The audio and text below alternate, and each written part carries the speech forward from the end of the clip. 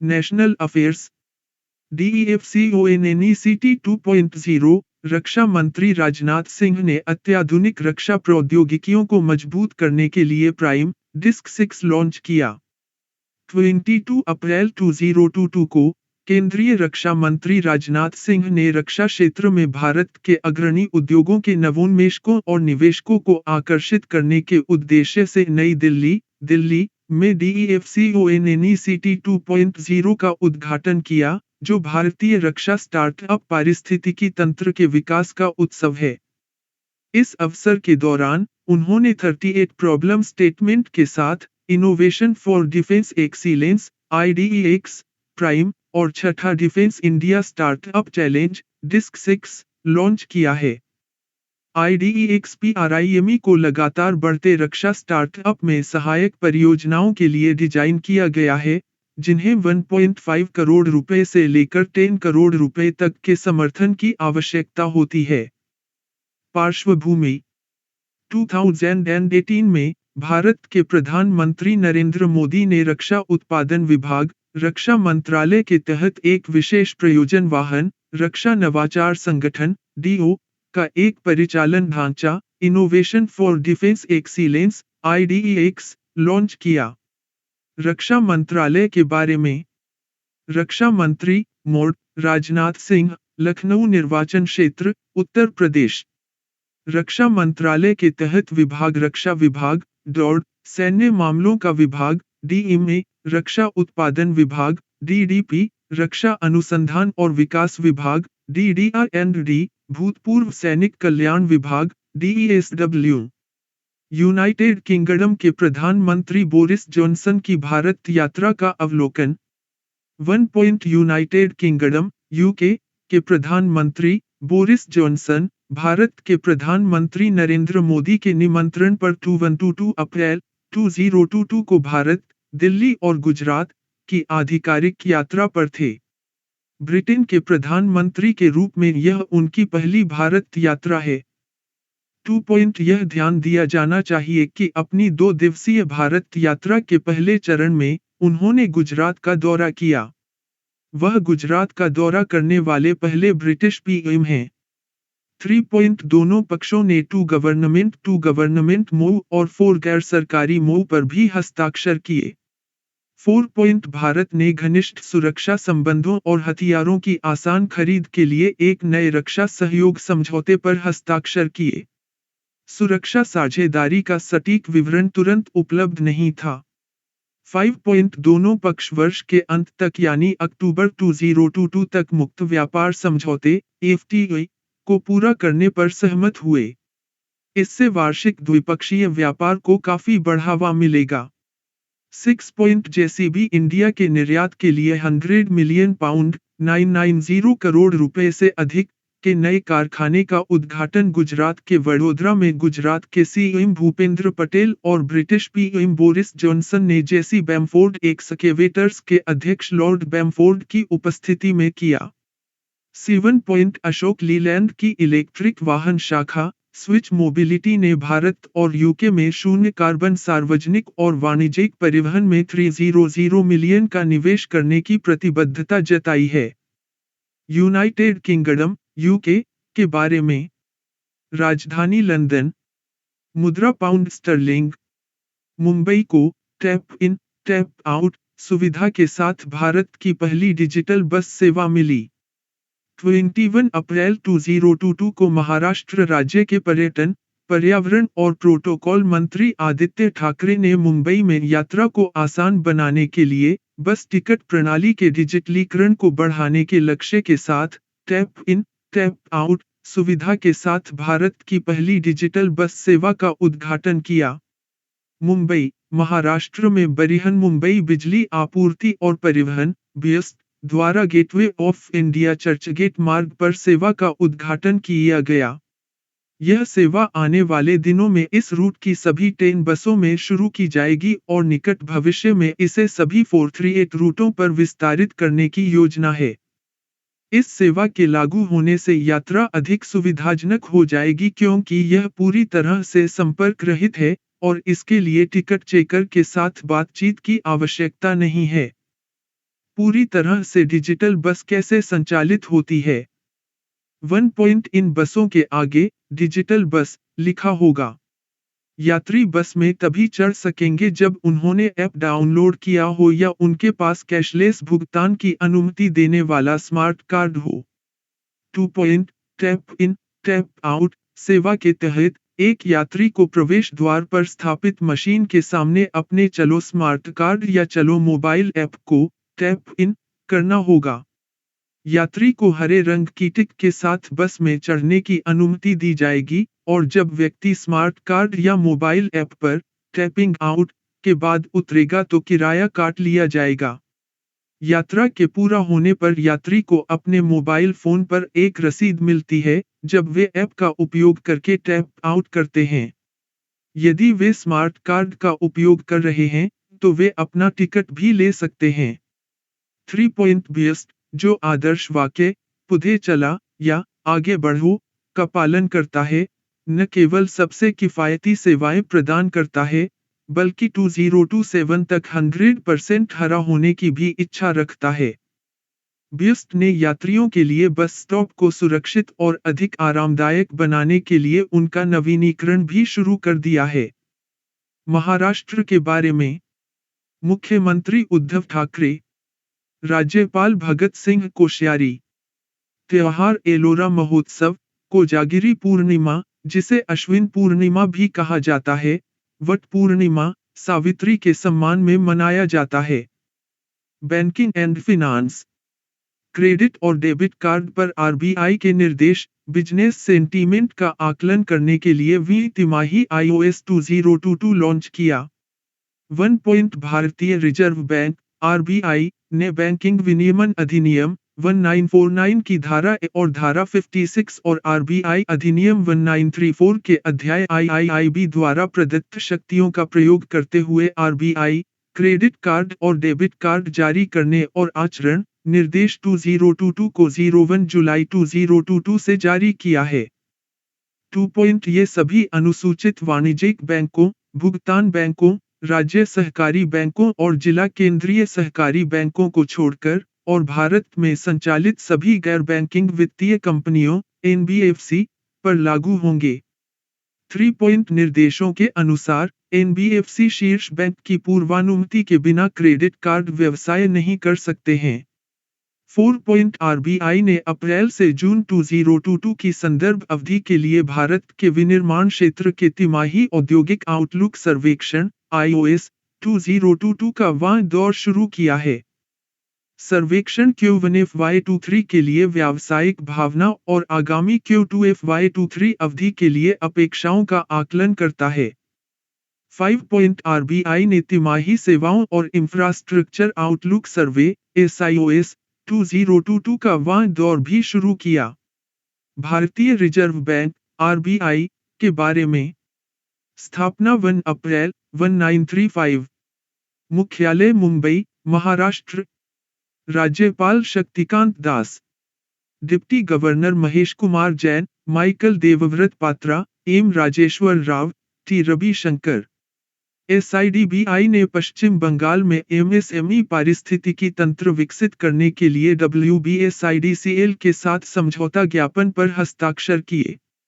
भारतीय लघु उद्योग विकास बैंक एसआईडीबीआई सूक्ष्म, लघु और मध्यम उद्यम एमएसएमई क्षेत्र के लिए भारत की अग्रणी वित्तीय संस्था ने पश्चिम बंगाल लघु उद्योग विकास निगम लिमिटेड WBSIDCL के साथ एक समझौता ज्ञापन MOU पर हस्ताक्षर किए हैं। समझौता ज्ञापन का उद्देश्य पश्चिम बंगाल में सूक्ष्म और छोटी फर्मों के लिए पारिस्थितिकी तंत्र को बढ़ाना है और 21 अप्रैल 2022 को कोलकाता में आयोजित Bengal global business summit BGBS के MSME क्षेत्रीय सत्र के दौरान हस्ताक्षर किए गए थे। इस समझौता ज्ञापन का उद्देश्य पश्चिम बंगाल में MSME के संरचित और नियोजित विकास को गति देने के लिए पश्चिम बंगाल सरकार और SIDBI के बीच सहयोग में सुधार करना है। यह उद्यमियों को उनकी वित्तीय और विकासात्मक जरूरतों को पूरा करने के लिए उचित लागत पर SIDBI से मजबूत आश्वासन और वित्तीय सहायता प्रदान करने का भी इरादा रखता है। पश्चिम बंगाल के मुख्य सचिव एच के द्विवेदी की उपस्थिति में WBSIDCL के प्रबंध निदेशक निखिल निर्मल और SIDBI के उप प्रबंध निदेशक सुदत्त मंडल ने समझौता ज्ञापन पर हस्ताक्षर किए। MoU की विशेषताएं। 1 पॉइंट समझौता ज्ञापन के तहत WBSIDCL एक MSME सुविधा डेस्क स्थापित करने के उद्देश्य से SIDBI को एक समर्पित डेस्क प्रदान करेगा, जबकि SIDBI आवश्यक संसाधन प्रदान करेगा। 2 पॉइंट योग्य MSMEs को भूमि के आवंटन के बाद WBSIDCL भूमि आवंटन पत्र की एक प्रति SIDBI को भेजेगा, जो MSME सुविधा डेस्क WBSIDCL अन्य राज्य एजेंसियों के माध्यम से उत्पन्न आवेदनों का फास्ट ट्रैक मूल्यांकन करेगा। 3 पॉइंट योग्यता के आधार पर पात्र MSME को स्वीकृत ऋण में से SIDBI योग्य परियोजनाओं के समर्थन के लिए भूमि की पात्र लागत के लिए WBSIDCL को प्रत्यक्ष भुगतान कर सकता है। 4 पॉइंट WBSIDCL SIDBI की सुविधाओं के वितरण की अनुमति देगा और SIDBI के साथ MSME के बारे में आवश्यक डेटाबेस सूचना का आदान प्रदान करेगा। WBSIDCL SIDBI के साथ समन्वय के लिए एक नोडल अधिकारी की नियुक्ति करेगा। भारतीय लघु उद्योग विकास बैंक SIDBI के बारे में। SIDBI की स्थापना भारतीय संसद के एक अधिनियम द्वारा MSMEs को ऋण प्रवाह को सुगम बनाने और मजबूत करने और MSME पारिस्थितिकी तंत्र में वित्तीय और विकासात्मक दोनों अंतरालों को दूर करने के लिए की गई थी। CEO शिव सुब्रमण्यम रमन। स्थापना 1990। मुख्यालय Lucknow, Uttar Pradesh. Awards and recognitions. PM Modi को मुंबई में मिला पहला लता दीनानाथ मंगेशकर पुरस्कार। 24 अप्रैल 2022 को माननीय प्रधानमंत्री PM नरेंद्र मोदी ने देश और समाज की निस्वार्थ सेवा के लिए पहला लता दीनानाथ मंगेशकर पुरस्कार 2022 प्राप्त किया। यह पुरस्कार मुंबई, महाराष्ट्र में आयोजित वे वार्षिक मास्टर दीनानाथ मंगेशकर पुरस्कार समारोह में प्रदान किया गया। पुरस्कार पुणे स्थित मास्टर दीनानाथ मंगेशकर स्मृति प्रतिष्ठान द्वारा स्थापित किया गया था, जो मंगेशकर परिवार द्वारा संचालित एक सार्वजनिक धर्मार्थ ट्रस्ट है। PM ने मंगेशकर परिवार के सदस्यों से पुरस्कार ग्रहण किया। लता दीनानाथ मंगेशकर पुरस्कार के बारे में। 1 पॉइंट यह पुरस्कार दिवंगत लता मंगेशकर की याद में उनके पिता दीनानाथ मंगेशकर की 20वीं पुण्यतिथि 24 अप्रैल 2022 के अवसर पर दिया गया। 2 पॉइंट यह पुरस्कार प्रतिवर्ष केवल एक व्यक्ति को दिया जाएगा जिसने राष्ट्र, उसके लोगों और समाज के लिए पथ प्रदर्शक, शानदार और अनुकरणीय योगदान दिया है। नोट। 1 पॉइंट लता मंगेशकर का जन्म 28 सितंबर 1929 को इंदौर, मध्य प्रदेश, MP में हुआ था और उनका निधन 6 फरवरी 2022 को मुंबई, महाराष्ट्र में हुआ था। 2 पॉइंट वर्ष 2022 में मास्टर दीनानाथ मंगेशकर, लता मंगेशकर के पिता, की 20वीं पुण्यतिथि है। मेघालय योजना विभाग की प्रस्ताव प्रणाली MEGHE ने चैंपियन परियोजना के रूप में संयुक्त राष्ट्र पुरस्कार जीता, WSIS पुरस्कार 2022। मेघालय एंटरप्राइज आर्किटेक्चर MEGHE कार्यान्वयन एक प्रस्ताव प्रणाली, मेघालय सरकार के योजना विभाग की एक प्रमुख पहल सूचना सोसाइटी WSIS पुरस्कार 2022 पर संयुक्त राष्ट्र UN के विश्व शिखर सम्मेलन के लिए चुना गया है। चैंपियन परियोजना WSIS पुरस्कार 2022 WSIS पुरस्कारों की प्रतियोगिता का वां संस्करण है। MEGHE को ऑस्ट्रेलिया, अर्जेंटीना, संयुक्त गणराज्य तंजानिया और चीन की परियोजनाओं के साथ साथ विकास के लिए ICT के प्रचार में सरकारों और सभी हितधारकों की भूमिका की श्रेणी के तहत चुना गया है। MEGHE को दुनिया भर में शीर्ष 360 परियोजनाओं में चुना गया है। 72 चैंपियन परियोजनाओं के साथ 18 विजेता परियोजनाओं को WSIS पुरस्कार 2022 समारोह में मान्यता दी जाएगी, जो 31 मई 2022 को WSIS फोरम 2022 में आयोजित किया जाएगा। MEGHEA के बारे में 2019 में शुरू किए गए मेघालय के एक प्रमुख कार्यक्रम MEGHEA का उद्देश्य संपूर्ण सरकारी दृष्टिकोण अपनाकर सरकार से नागरिकों, व्यवसायों और कर्मचारियों तक डिजिटल सेवा वितरण को सक्षम बनाना है। 2. यह भारत के नेशनल एंटरप्राइज आर्किटेक्चर फ्रेमवर्क पर आधारित अपनी तरह की पहली परियोजना है। 3. MEGHEA को राष्ट्रीय ई-गवर्नेंस डिवीजन NEGD का समर्थन प्राप्त है। KPMG MEGHEA के लिए परामर्श भागीदार है, जबकि मानविकी, NDC और अन्य कार्यान्वयन एजेंसियां हैं। भारत से अन्य चैंपियन परियोजनाएं ई-गवर्नमेंट श्रेणी के तहत राष्ट्रीय सूचना विज्ञान केंद्र NDC की प्रमुख परियोजनाओं में से एक ई-ऑफिस। स्वास्थ्य श्रेणी के तहत डिजिटल एम्पावरमेंट फाउंडेशन डेफिनिट द्वारा CDERP COVID-19 digital emergency relief programme. WSIS पुरस्कारों के बारे में 1. WSIS पुरस्कार प्रतियोगिता को WSIS हितधारकों के अनुरोधों के जवाब में विकसित किया गया था ताकि सतत विकास को आगे बढ़ाने के लिए सूचना और संचार प्रौद्योगिकी ICT की शक्ति का लाभ उठाने वाली परियोजनाओं और गतिविधियों का मूल्यांकन करने के लिए एक प्रभावी तंत्र तैयार किया जा सके। 2. WSIS पुरस्कार WSIS एक्शन लाइन्स और SDG के कार्यान्वयन में सफलता की कहानियों को पहचानने और प्रदर्शित करने के लिए अद्वितीय वैश्विक मंच है। 3. पहला WSIS प्रोजेक्ट पुरस्कार 2012 में प्रदान किया गया था।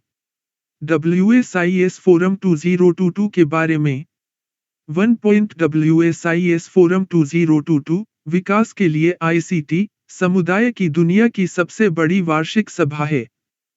2. यह 15 मार्च 2022 से आयोजित किया जाता है और अंतिम सप्ताह 30 मई से 3 जून 2022 तक आयोजित किया जाएगा।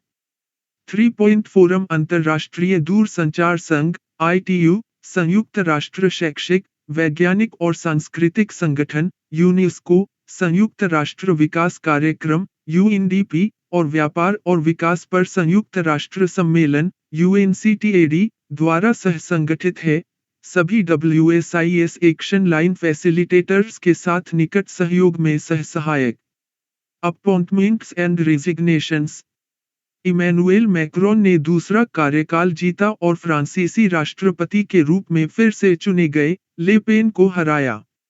ला रिपब्लिक एन मार्चे से संबंधित फ्रांसीसी राष्ट्रपति Emmanuel Jean Michel Frederic Macron the Republic on the Move party France के राष्ट्रपति के रूप में फिर से निर्वाचित हुए। 24 अप्रैल 2022 को हुए एक अफवाह चुनाव द्वितीय दौर में अपने दूरदराज प्रतिद्वंद्वी मरीन ले पेन को हराने के बाद मैक्रों पिछले 20 वर्षों में फिर से चुने जाने वाले पहले फ्रांसीसी राष्ट्रपति बने। इससे पहले केवल 2 राष्ट्रपतियों को दूसरे कार्यकाल के लिए फिर से चुना गया है। प्रमुख बिंदु 1. आंतरिक मंत्रालय के अनुसार मध्यमार्गी उम्मीदवार इमैनुएल मैक्रों ने 58% से अधिक वोट हासिल किया, जबकि ले पेन सुदूर दक्षिणपंथी राष्ट्रीय रैली पार्टी रसेंबलमेंट नेशनल या RN के उम्मीदवार को 41% से अधिक वोट मिले, उच्चतम उसकी पिछली 3 असफल राष्ट्रपति बोलियों में। 2. मैक्रोन पिछले 20 वर्षों में फिर से निर्वाचित होने वाले पहले फ्रांसीसी राष्ट्रपति बन गए हैं, 2002 में जैक्स शिराक के बाद से। 3. फ्रांकोइस मिटरलैंड और जैक्स शिराक एकमात्र ऐसे राष्ट्रपति थे जिन्होंने 2 पूर्ण कार्यकाल की सेवा की है।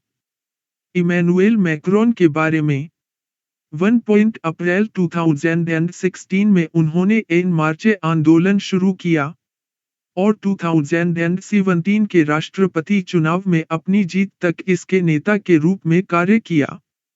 2. उन्होंने 2012 से 2014 तक फ्रांस के प्रेसिडेंसी के उप महासचिव के रूप में कार्य किया है। 3 पॉइंट उन्होंने अगस्त 2014 से अगस्त 2016 तक अर्थव्यवस्था, उद्योग और डिजिटल मामलों के मंत्री के रूप में भी काम किया है। फ्रांसीसी राष्ट्रपति चुनाव के बारे में 1 पॉइंट फ्रांस के संविधान के अनुच्छेद 7 के अनुसार गणतंत्र के राष्ट्रपति का चुनाव एकतरफा बहुमत से 2 दौर में होता है। 2 पॉइंट पहले दौर में चुने जाने के लिए एक उम्मीदवार को डाले गए मतों का पूर्ण बहुमत प्राप्त करना होगा। इसमें विफल रहने पर पहले दौर में सबसे अधिक मत प्राप्त करने वाले 2 उम्मीदवार दूसरे दौर में भाग लेते हैं। 3 पॉइंट राष्ट्रपति चुनाव के परिणाम संवैधानिक परिषद द्वारा घोषित किए जाते हैं। फ्रांस के बारे में राजधानी पेरिस, फ्रांस। राष्ट्रपति इमैनुएल मैक्रों। मुद्रा यूरो। नोट 1 पॉइंट 2017 के राष्ट्रपति चुनाव में ले पेन ने 34% हासिल किया और मैक्रोन ने 66% स्कोर करके पराजित किया। 2 पॉइंट उनके पिता जीन मैरी ले पेन, जिन्होंने उनकी पार्टी की स्थापना की, को 2002 में जैक्स शिराक के खिलाफ 20% से भी कम अंक मिले। ACBI ने एम.एस. साहू की अध्यक्षता में अपनी बाजार डेटा सलाहकार समिति का पुनर्गठन किया। भारतीय प्रतिभूति और विनिमय बोर्ड ACBI ने अपनी बाजार डेटा सलाहकार समिति MDAC का पुनर्गठन किया है, जो प्रतिभूति बाजार डेटा पहुंच और गोपनीयता जैसे क्षेत्रों से संबंधित नीतिगत उपायों की सिफारिश करती है। पुनर्गठित समिति की अध्यक्षता राष्ट्रीय विधि विश्वविद्यालय, दिल्ली NLUD के विशिष्ट प्रोफेसर और भारतीय दिवाला एवं शोधन अक्षमता बोर्ड IBBI के पूर्व अध्यक्ष डॉक्टर M.S. साहू करेंगे। पुनर्गठित समिति में अब 21 सदस्य होंगे। पहले इस समिति में 20 सदस्य थे। समिति के सदस्य 1 पॉइंट समिति के सदस्यों में स्टॉक एक्सचेंजों और डिपॉजिटरी के CEO, विभिन्न हितधारकों के प्रतिनिधि और ACBI के वरिष्ठ अधिकारी शामिल हैं। 2 पॉइंट ACBI के महाप्रबंधक प्रभास कुमार रथ MDAC के सदस्य सचिव हैं। MDAC के संदर्भ की शर्तें 1 पॉइंट समिति लेनदेन और प्रकटीकरण दोनों के लिए प्रतिभूति बाजार डेटा तक पहुंच के लिए उपयुक्त नीति की सिफारिश करती है।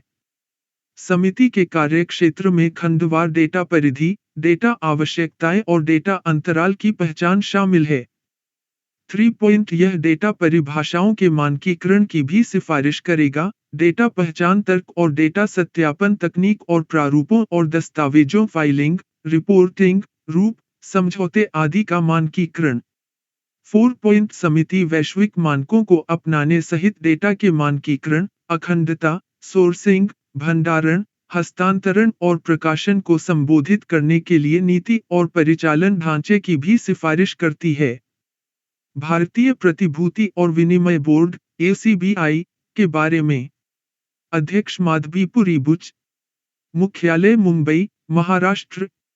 स्पोर्ट्स टेनिस एंड्री रुब्लेव ने पुरुष एकल जीता, एरियल बेहर और गोंजालो एस्कोबार ने सर्बिया ओपन 2022 में युगल खिताब जीता। रूसी टेनिस खिलाड़ी एंड्री रुब्लेव ने सर्बियाई टेनिस खिलाड़ी नोवाक जोकोविच को हराया और 17 से 24 अप्रैल 2022 तक Novak tennis centre, Belgrade, Serbia में आयोजित सर्बिया ओपन 2022 में पुरुष एकल खिताब जीता। यह जीत उनका 2022 सीजन का तीसरा खिताब था। डबल्स श्रेणी उरुग्वे के एरियल बेहर और इक्वाडोर के गोंजालो एस्कोबार ने क्रोएशिया के निकोला मेक्टिक और क्रोएशिया के मेटपाविक को हराकर पुरुष युगल वर्ग जीता। सर्बिया ओपन 2022 के बारे में 1 पॉइंट सर्बिया ओपन 2022 एक association of tennis professionals ATP 250 tournament है। 2 पॉइंट यह एक आउटडोर क्ले कोर्ट टूर्नामेंट है। 3 पॉइंट पुरस्कार राशि वर्ष 2022 के लिए 534555 है। Association of tennis professionals ATP के बारे में मुख्य कार्यकारी अधिकारी CEO मास्सिमो कैलवेली। मुख्यालय London, United Kingdom. Obituary Padmashri और साहित्य अकादमी पुरस्कार विजेता उड़िया लेखक बीना पानी मोहंती का निधन हो गया। 24 अप्रैल 2022 को प्रख्यात उड़िया लेखिका पद्मश्री बीना पानी मोहंती का ओडिशा के कटक में उनके आवास पर निधन हो गया। उनका जन्म 11 नवंबर 1936 को चंदोल, केंद्रपाड़ा, बंगाल प्रेसिडेंसी, ब्रिटिश राज में हुआ था। बीना पानी मोहंती के बारे में 1 बीना पानी मोहंती का साहित्यिक जीवन 1960 में गोटी रतिरा कहानी के प्रकाशन के साथ एक कहानीकार के रूप में शुरू हुआ। 2 वह अपने काम, पटादेई, कस्तूरी मृग ओ सबुजा अरण्य, खेला घर, नाइकू रास्ता, वस्त्रहरण, अंधकारारा के लिए जानी जाती हैं। 3 उन्होंने 3 उपन्यास भी लिखे हैं, सितारा सोनिता, मनस्विनी और कुंती, कुंतला, शकुंतला और क्रांति नामक एक नाटक।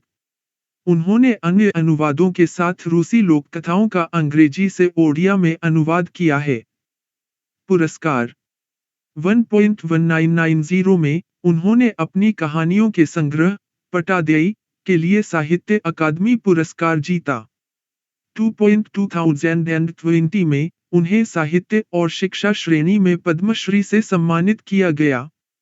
3 उन्होंने ओडिशा साहित्य अकादमी द्वारा प्रतिष्ठित अतिबाड़ी जगन्नाथ दास पुरस्कार और ओडिशा सरकार द्वारा सरला सम्मान भी जीता।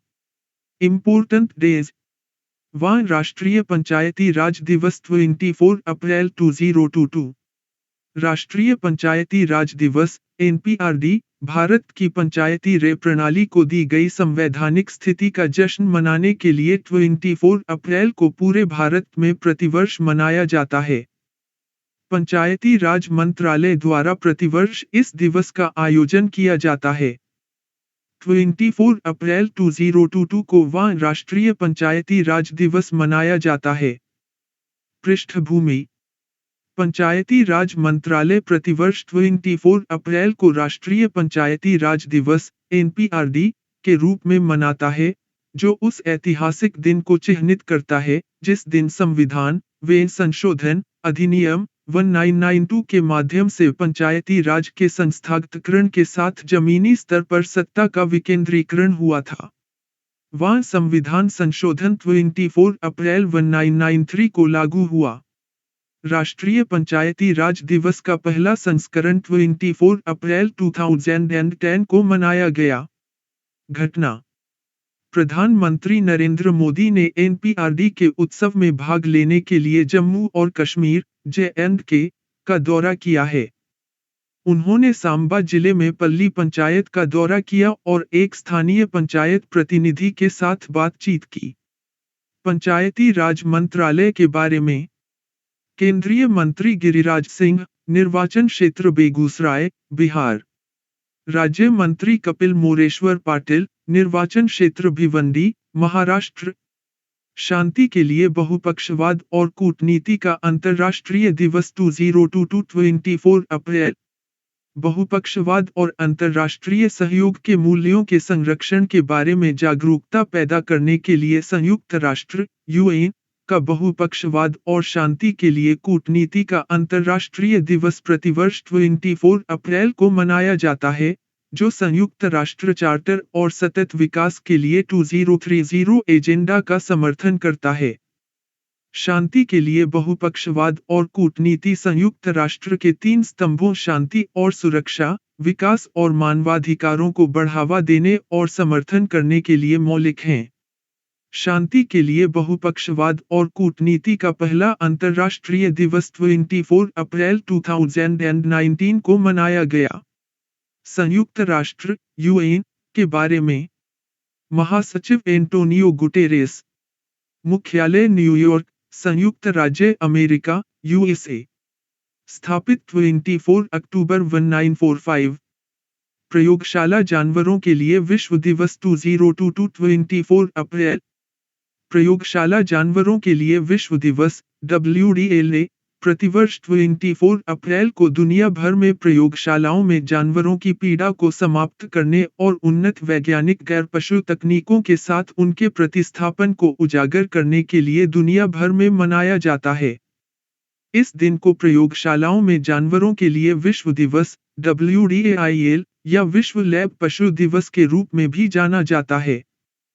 पार्श्वभूमि: प्रयोगशालाओं में लाखों जानवरों की पीड़ा को मनाने के लिए United kingdom UK national anti vivisection society NAVS में एनिमल डिफेंडर्स इंटरनेशनल आदि के अभियान भागीदार द्वारा 1979 में पूरी दुनिया में प्रयोगशाला जानवरों के लिए विश्व दिवस की स्थापना की गई थी।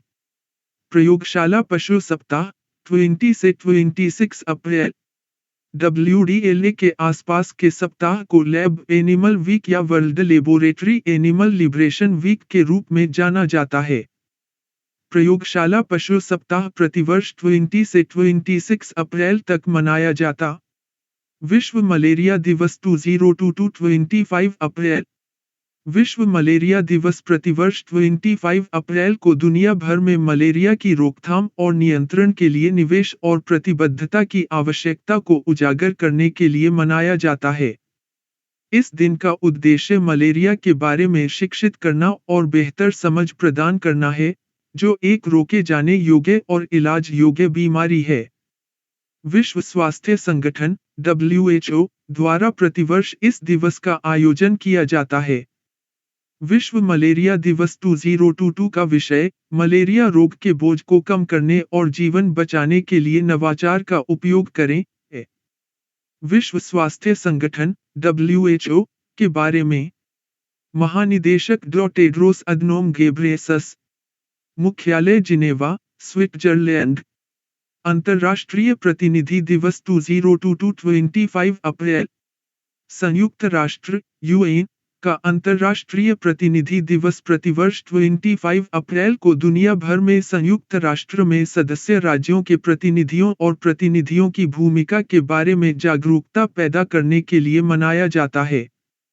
25 अप्रैल 2022 को तीसरा अंतर्राष्ट्रीय प्रतिनिधि दिवस मनाया गया है।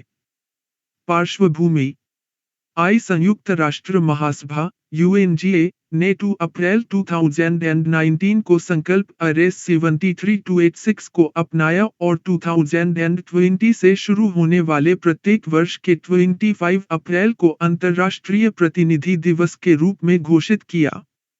पहला अंतर्राष्ट्रीय प्रतिनिधि दिवस 25 अप्रैल 2020 को मनाया गया। स्टेट न्यूज़: केरल और नीदरलैंड ने केरल के इतिहास को दर्शाने के लिए कॉस्मोस मालाबारिकस परियोजना के लिए सहयोग किया। केरल सरकार ने कॉस्मोस मालाबारिकस प्रोजेक्ट के लिए नीदरलैंड के साथ एक समझौता ज्ञापन MOU पर हस्ताक्षर किए हैं, जिसका उद्देश्य 20वीं शताब्दी के दस्तावेजों का उपयोग करके केरल के ऐतिहासिक महत्व को स्पष्ट करना है।